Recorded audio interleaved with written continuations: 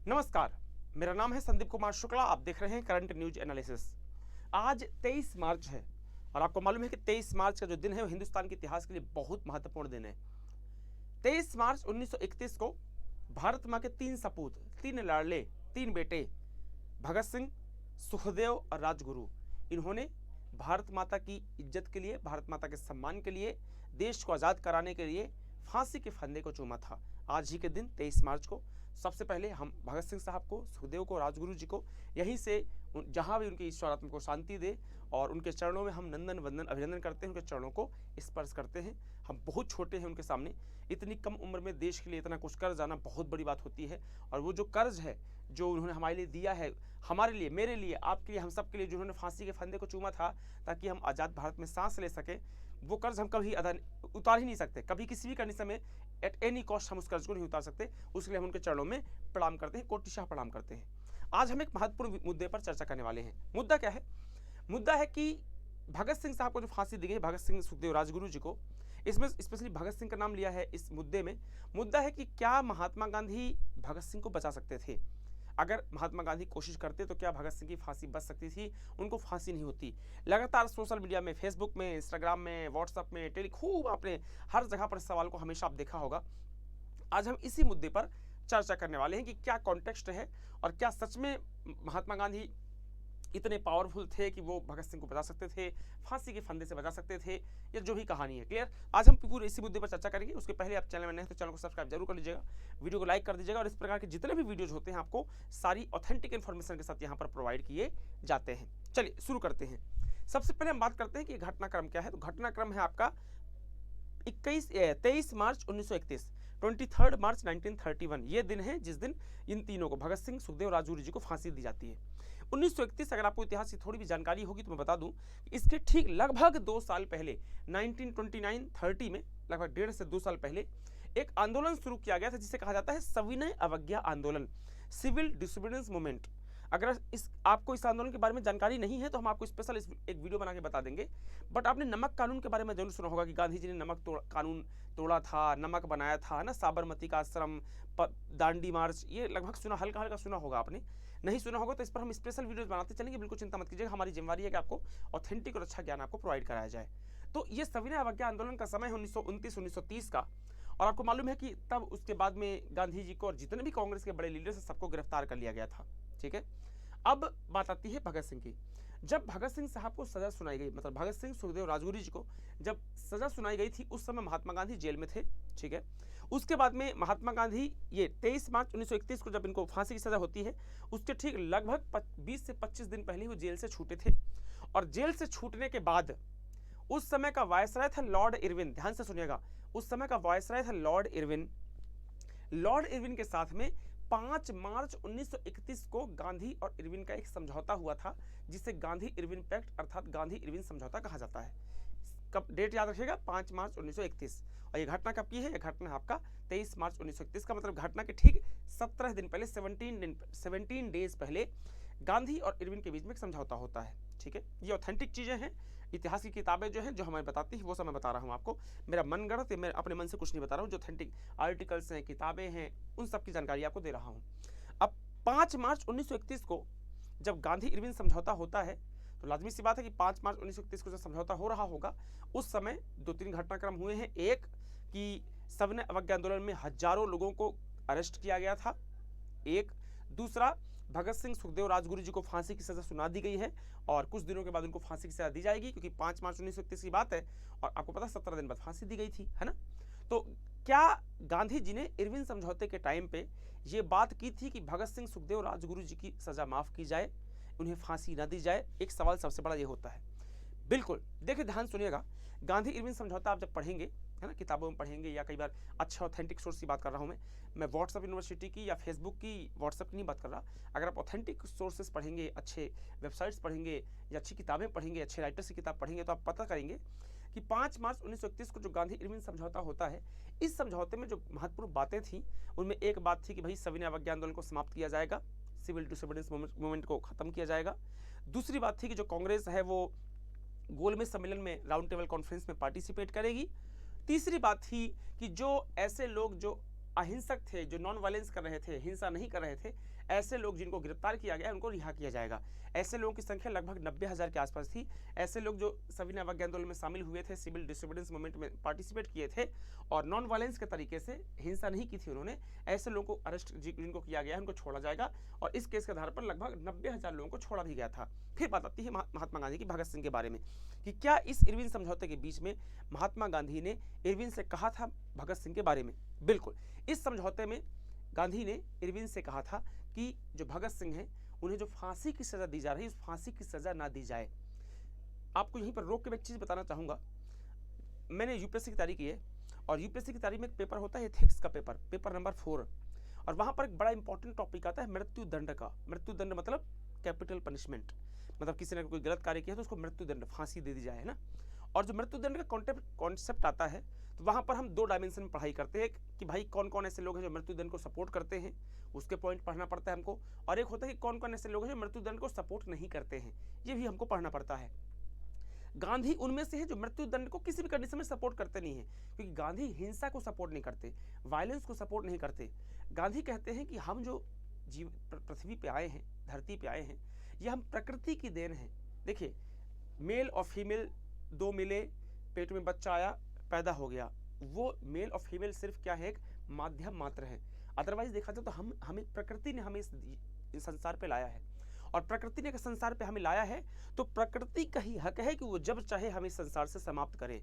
इसमें मैं, अदालत, जुडिशरी, पुलिस, इसका कोई रोल नहीं होना चाहिए। तो वहां पर सबसे बड़ा पॉइंट गांधी रखते हैं, गांधी किसी भी कंडीशन में मृत्यु दंड को सपोर्ट नहीं करते हैं। गांधी वायलेंस को सपोर्ट नहीं करते, हिंसा को सपोर्ट नहीं करते हैं, वायलेंस जीरो लेवल पर टॉलरेट करते हैं, वायलेंस किसी भी कंडीशन में सपोर्ट नहीं करते। एक छोटा सा कॉन्टेक्स्ट बताऊंगा आपको मैं कि जब गांधी शुरुआत में हिंदुस्तान आते हैं साउथ अफ्रीका से, तो एक आंदोलन शुरू किया था उन्होंने। कौन सा एक आंदोलन शुरू किया था? आपका असहयोग आंदोलन, नॉन कॉपरेशन मूवमेंट। जो नॉन कॉपरेशन मूवमेंट है वहां पर आपको मालूम है जब वो चल रहा था तो गोरखपुर उत्तर प्रदेश में एक जगह है चौरी चौरा, वहां पर कुछ हिंदुस्तान के नवयुवक जो थे, नौजवान, उन्होंने एक थाने में आग लगा दी थी जिसमें काफी मामला गड़बड़ हो गया था, कुछ लोगों की मृत्यु भी हो गई थी। और ये आंदोलन को गांधी ने रोक दिया था क्योंकि चौरी चौरा की घटना हो गई थी और गांधी को लग रहा था कि ये घटना मेरे द्वारा हो गई है, क्योंकि मैंने आंदोलन को स्टार्ट किया था, मैं इसका लीडर था, और अगर आंदोलन में कहीं पर हिंसा हुई है, वायलेंस हुई है, इसका मतलब मैं सर्वोसर्वा इसका जिम्मेवार हूं। और इसके लिए गांधी ने उस आंदोलन को रोक दिया था। आपको बता दें यहीं पर कि जब वो आंदोलन रोका गया था तब कांग्रेस के बहुत लीडर्स बहुत ज़्यादा नाराज हो गए थे गांधी से कि भाई इतना अच्छा आंदोलन चल रहा है, लोग इतना पार्टिसिपेट कर रहे हैं, हिंदुस्तान में उत्साह है लोगों में आंदोलन को लेकर के, अंग्रेजों को भगा देंगे। उसके बावजूद भी गांधी ने कहा कोई दिक्कत नहीं है, हम बाद में आंदोलन करेंगे, अभी हिंसा हुई है, वायलेंस हुआ है, इसकी नैतिक जिम्मेवारी मेरी बनती है, इस कारण से उस आंदोलन को रोका जाए। इवन गांधी ने प्रपोजल भी रखा था ब्रिटिश के सामने कि वो उस समय जो घटना हुई है उसका लीडर मैं हूं, उस आंदोलन का, अगर कुछ घटना हुई है उसका जिम्मेवार मुझे ठहराया जाए, आप चाहे तो सजा भी सुना सकते हैं। ये आपकी बात है असहयोग आंदोलन की, नॉन कॉपरेशन मूवमेंट 1920-21 की बात है, ठीक है। अब हम बात करते हैं, वापस आते हैं गांधी कॉन्टेक्स्ट में। तो गांधी हिंसा को सपोर्ट नहीं करते, वायलेंस को सपोर्ट करते ही नहीं है, तो लाजमी सी बात है गांधी भगत सिंह की फांसी को भी सपोर्ट नहीं करेंगे, ठीक है। तो इरविन समझौते में गांधी ने बात रखी थी इरविन के सामने कि अगर हो सके तो फांसी की सजा मत दीजिए, आप चाहे तो उम्र कैद कर दीजिए, फांसी की सजा, फांसी तो मैंने बताया कि गांधी हिंसा सपोर्ट ही नहीं करते।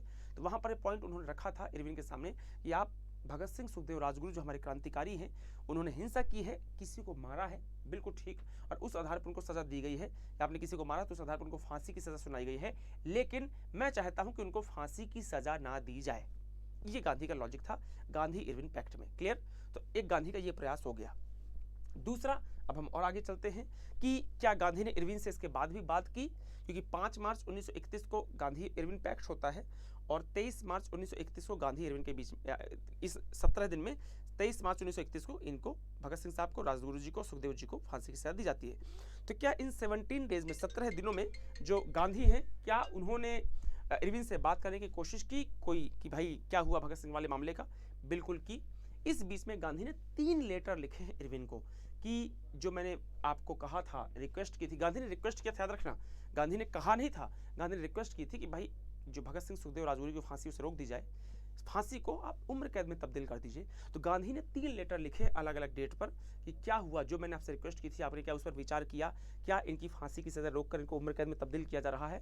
इरविन ने कोई इंटरेस्ट नहीं दिखाया क्योंकि ऊपर से प्रेशर था इरविन के ऊपर कि किसी भी कंडीशन एट एनी कॉस्ट इन्हें नहीं छोड़ना है।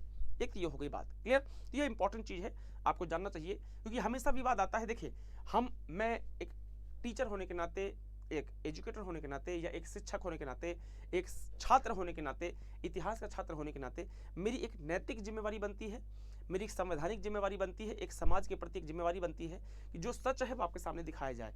हम ये नहीं करेंगे आपके सामने कि हमारे कुछ भी बता के चले जाएं। आजकल सोशल मीडिया का दौर है, व्यूज के लिए, सब्सक्राइबर के लिए कुछ भी लोग कर देते हैं। जो सच है वो सच है। अगर कोई चीज़ गलत है, मैंने जैसा आप शुरू में ही वीडियो में कहा कि जो भगत सिंह सुखदेव राजगुरु साहब हैं वो ऐसे हैं कि मैं आपको बताऊं कि वो उनके चरणों की धूल भी नहीं है। मैं मतलब उनके बगैर जो रज होती है शायद वो भी नहीं बन सकते हम, वो उस लेवल के हैं। उस इतनी कम उम्र में देश के लिए जान दे देना बहुत बड़ी बात होती है। तो एक महत्वपूर्ण बात है जो मैंने आपके सामने पेश की है। उसके बाद में कुछ और कॉन्टेक्स्ट निकल के आते हैं। एक और कॉन्टेक्स्ट है, एक राइटर का नाम बताऊंगा। राइटर का नाम मैं पर देख लेता हूँ, राइटर का नाम हमेशा कंफ्यूज हो जाता हूँ उनके नाम को लेकर के। मैं राइटर का नाम बता रहा हूँ आपको। एक राइटर है A.G. नूरानी। A.G. नूरानी की किताब है, किताब का नाम है the trial of Bhagat Singh. और A.G. नूरानी की जो ट्रायल ऑफ भगत सिंह किताब है उसमें आप 14th चैप्टर में जाइएगा, 14वें चैप्टर में जाइएगा। उस चैप्टर में A.G. नूरानी कहते हैं कि क्या कहते हैं, A.G. नूरानी कहते हैं कि गांधी जी ने भगत सिंह बचाने के लिए अपना जो प्रयास था वो लॉयल नहीं किया, बहुत ज़्यादा मेहनत नहीं की। नॉर्मली उन्होंने बोल भले दिया था बट उन्होंने बहुत ज़्यादा कोशिश नहीं की। तो A.G. नूरानी का जो कॉन्टेक्स्ट आता है, कई लोग कई बार उसको ही पढ़ लेते हैं। A.G. नूरानी का अपना मत है, भाई वो इतिहासकार हैं, राइटर हैं, बिल्कुल उनको हक है, वो जो चाहे अपना लिख सकते हैं, कोई दिक्कत नहीं है। उसके बाद में एक और राइटर का नाम मैं आपके सामने यहाँ पर लेना चाहूँगा, अनिल नौरिया। अनिल नौरिया एक राइटर है इतिहास के। इनकी किताब का नाम भी बता दूंगा, बोलेंगे तो डिस्क्रिप्शन में डाल दूंगा। और ये बड़े इतिहासकार, यार ये ऐसे नहीं कि कोई रिंकू पिंकू है गली में चलता हुआ कि उसने जो बोल दिया उसी बात कैसे मान लें। बड़े राइटर हैं। जब बड़े राइटर होते हैं, जो बड़े इतिहासकार होते हैं, बड़ी किताब लिखने वाले होते हैं, बहुत बड़े लिटरेचर वाले लोग होते हैं, तो उनकी बातों को हमें सुनना चाहिए, उनकी बातों को समझना चाहिए। तो जो अनिल नौरिया है वो कहते हैं कि नहीं, गांधी का जो प्रयास है बहुत बेस्ट एफर्ट था। इरविन नहीं माने क्योंकि इरविन के ऊपर से दबाव था, इरविन रेडी नहीं हुए उसके लिए। तीसरे एक और राइटर है जिनका नाम है, जब ये ब्रिटिश टाइम चल रहा है, ब्रिटिश टाइम पे एक व्यक्ति है Herbert William Emerson. Herbert William Emerson, हो सकता है इनका नाम यहाँ पर जरूर मेंशन किया होगा पीपीटी में कहीं पर, अगर है तो अच्छी बात है। ये गांधी इरविन पैक्ट के बारे में है ना, ये the trial of Bhagat Singh politics of justice, ये A.G. नूरानी की किताब है यहाँ पर, है ना। और उसके बाद ये हर्बर्ट विलियम इमर्सन है। और हर्बर्ट विलियम इमर्सन जो है उस समय एक बड़े पद थे ब्रिटिश के, और उन्होंने चर्चा में कहा कि गांधी ने भगत सिंह को बचाने की कोशिश की। तो ढेर सारे मत हैं। कई राइटर्स ऐसे आपको मिलेंगे जिन्होंने कहा कि गांधी ने भगत सिंह को बचाने की कोशिश नहीं की, ठीक है। कई राइटर ऐसे मिलेंगे जो कहेंगे नहीं, गांधी ने भगत सिंह को बचाने की खूब कोशिश की। ये दो हो गया, एक हो गया कोशिश नहीं की, दूसरा हो गया कोशिश की। तीसरा कई लोग बोलेंगे नहीं नहीं, गांधी ने कोशिश की बट उतना एफर्ट नहीं लगाया, अगर वो चाहते तो हो जाता, ठीक। कुछ लोग बोलेंगे नहीं, गांधी ने कोशिश की, अगर और अच्छी कोशिश करते तो यह हो जाता। इतिहास में इन चीज़ों के लिए बहुत स्पेस होता है। बट अगर मेरा पॉइंट ऑफ व्यू मानेंगे कि क्या सच है, तो देखिए इतिहास में आप जाके कोई चीज़ बदल नहीं सकते हैं, संदर्भ होता है, इतिहास का कॉन्टेक्स्ट होता है। और एक और चीज़ बता दूं मैं कि ये सवाल जो है हमेशा पूछा जाता है, इवन एक रिसर्च का भी मुद्दा है कि क्या गांधी चाहते तो भगत सिंह की फांसी रुक सकती थी। इतिहास का ही मुद्दा है, चर्चा का विषय है, रिसर्च लगातार इस पर चल रही है। कई लोग इस पर रिसर्च करते रहते हैं, कई लोग इस पर किताब भी लिखते रहते हैं। अगर मेरा मानेंगे तो मैं बोलूँगा 1931 का जो समय है उस समय गांधी ने इरविन से बात की। उसके बाद में गांधी ने 3 लेटर लिखा। इतिहास है तो इसको आप फैक्ट में झुला नहीं सकते। गांधी ने इरविन को 3 लेटर लिखा, हाँ गांधी ने 3 लेटर लिखा, बिल्कुल लिखा। तीसरा, क्या गांधी ने बेस्ट एफर्ट किया? अब ये नहीं बोल सकते क्योंकि उस समय तो मैं भी जिंदा नहीं था ना कि मैं गांधी का फ़ोन सुन रहा हूँगा या गांधी सामने बैठा हूँगा। अब गांधी ने बेस्ट एफर्ट किया, नहीं किया, गांधी के अंदर क्या था, नहीं था, उस समय का कॉन्टेक्स्ट क्या था, नहीं था, इरविन क्या चाहते थे। अब इस बार ज़्यादा हम कमेंट नहीं कर सकते क्योंकि इतिहास कुछ चीज़ ऐसी होती हैं जो जैसी है वैसी छोड़ दी जाए तो अच्छा होता है, उन पर कमेंट करना उचित नहीं होता है क्योंकि कुछ मामले बहुत सेंसिटिव होते हैं। भगत सिंह साहब का जो मामला है, सुखदेव जी का जो मामला है, राजगुरु का जो मामला है, बहुत सेंसिटिव मामला है और इस पर कोई टिप्पणी नहीं होना चाहिए। ये वीडियो बनाने का जो उद्देश्य मेरा वो ये है कि हमारे पास मिस इन्फॉर्मेशन न रहे। देखिए अगर हम बोले कि अभी जो सोशल मीडिया में चलता है गांधी के बारे में कि गांधी ने बिल्कुल कोशिश नहीं की, ऐसा नहीं है, गांधी ने कोशिश की। अब उस जो जितनी कोशिश उन्होंने की, आप चाहें तो उसे कम मान लीजिए कि भाई हाँ वो पूरी थी, उन्होंने पूरी कोशिश की, भरसक कोशिश की, आप ऐसा मान सकते हैं। या फिर गांधी ने जितनी कोशिश की आप बोले नहीं नहीं इतनी कोशिश से कुछ नहीं होता, गांधी ने कोशिश नहीं की।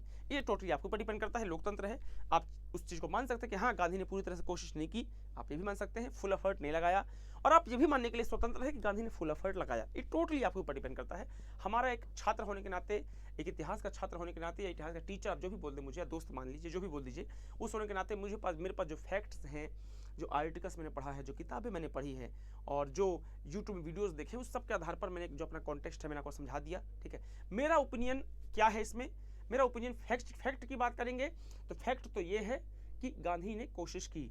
अब आप उस कोशिश को पूरा मानते हैं, आप उस कोशिश को नहीं मानते, ये टोटली आपके ऊपर डिपेंड करता है, क्योंकि हिंदुस्तान लोकतंत्र है। हम भगत सिंह सुखदेव राजगुरु को मैं फिर से बोल दूं, मतलब वो ऐसे इंसान है कि भगवान के बारे में कॉन्सेप्ट सुना होगा, अगर आपको नहीं मालूम कि भगवान होता क्या है तो आपको बता दूं मैं। कई बार हम बोलते हैं ना कि वो इंसान है उसको भगवान मत बनाओ, ऐसा नहीं होता। एक होता है ईश्वर और एक होता है भगवान। इंग्लिश में दोनों को गॉड कहा जाता है, बट हिंदी में अलग कॉन्टेक्स्ट है। मैं फिलोसॉफी का छात्र हूँ, मैंने यूपीएससी में फिलोसॉफी ऑप्शनल था, और उसमें कॉन्सेप्ट है ईश्वर का और भगवान का। ईश्वर कौन है? ईश्वर है दुनिया का क्रिएटर, जिसने पूरी पृथ्वी को बनाया है, संसार को बनाया है, और अब वो पृथ्वी पे नहीं रहता, वो कहाँ रहता है? पृथ्वी से बाहर। ठीक है, ईश्वर। भगवान क्या है? जैसे बलवान होता है, बलवान क्या होता है? बल मतलब पावर, वान मतलब किसी चीज का होना, तो बलवान मतलब बल का स्वामी, जिसके पास बल है वो बलवान कहलाएगा। धनवान, धन का स्वामी, जिसके पास धन है वो धनवान कहलाएगा। उसी तरीके से भगवान, भग का मतलब होता है अच्छे गुण, भग मतलब अच्छे गुण, अच्छे गुणों का जो स्वामी है आप उसे भगवान कह सकते हैं। जैसे मर्यादा पुरुषोत्तम श्री राम पृथ्वी पे आते हैं इंसान रूप में, इस कारण से हम उनको भगवान कहते हैं। कभी आपने राम जी को ईश्वर नहीं सुना होगा, विष्णु जी को ईश्वर आप बोलेंगे, लेकिन भगवान राम जो हैं वो राम कहलाते हैं, क्योंकि वो पृथ्वी में इंसान के रूप में आए हैं, अच्छे गुणों के स्वामी हैं, इस कारण से भगवान राम सुनेंगे। आपने भगवान महावीर सुना होगा, आपने ईश्वर महावीर नहीं सुना होगा, भगवान महावीर, क्योंकि वो ईश्वर इंसान के रूप में आए हैं और अच्छे गुणों के स्वामी हैं। भग मतलब अच्छे गुण, अच्छे गुणों के स्वामी, इस कारण से हम भगवान महावीर बोलेंगे। भगवान बुद्ध सुना होगा आपने, ईश्वर बुद्ध नहीं सुना होगा आपने, भगवान मतलब, है ना। उसी तरीके से मैं सच बताऊं तो सुभाष चंद्र बोस हैं, भगत सिंह साहब हैं, राजगुरु हैं, सुखदेव हैं, अशफाक उल्लाह खां हैं, ऐसे लोग हैं जो भगवान से कम नहीं है, भगवान हैं। मतलब ये निस्वार्थ भाव से जिस तरीके से इन्होंने हिंदुस्तान के लिए हंसते हंसते फांसी के फंदे को चूम लिया, अब क्या ही बोलोगे। मतलब इससे ज़्यादा क्या कर सकता है कोई इंसान देश के लिए कि इतनी कम उम्र, 23 साल का लड़का, 24 साल का लड़का, मेरी उम्र 31 साल की है, और मैं बैठ जाऊँ अगर सोचने के लिए कि मैंने देश के लिए क्या किया, तो मुझे सोचना पड़ेगा कि यार मैंने क्या किया देश के लिए। और वहाँ पर एक 23-24 साल का लड़का है जो देश के लिए हंसते हंसते फांसी के फंदे को चूम जाता है। तो ये है भगत सिंह। और पॉलिटिक्स अपनी जगह, राजनीति अपनी जगह चलती रहती है, हिंदुस्तान की पॉलिटिक्स अपनी रहती है। कोई किसी पे कमेंट करेगा, कोई किसी पे करेगा, वो चलता रहता है, उसमें ज़्यादा मत पड़ा करिए। जो फैक्ट है वो फैक्ट मैंने आपको बता दिया। वीडियो पसंद है तो वीडियो को लाइक जरूर कर दीजिएगा, और चैनल में नए तो चैनल को सब्सक्राइब कर दीजिएगा, क्योंकि ऐसी ऑथेंटिक वीडियोज़ के लिए आपको जुड़ना है करंट न्यूज एनालिसिस CNA के साथ।